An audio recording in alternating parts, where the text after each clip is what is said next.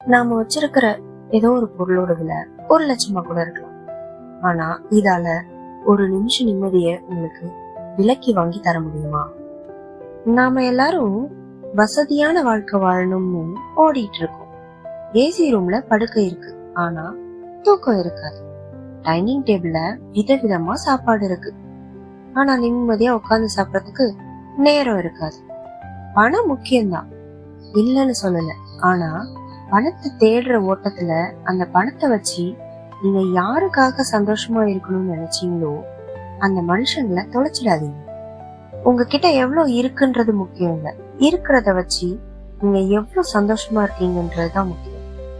ஒரு சின்ன டீ கடையில நண்பர்களோட சிரிக்கிற சிரிப்பு ஒரு பெரிய ஹோட்டல் பில்லை விட ரொம்ப விலை மதிப்புடையது.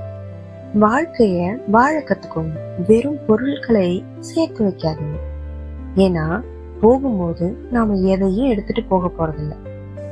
உங்களுக்கு கிடைச்ச அந்த சின்ன நிம்மதியான தருணத்தை கமெண்ட்ல சொல்லுங்க, எல்லாரும் தெரிஞ்சுக்கிட்டோம்.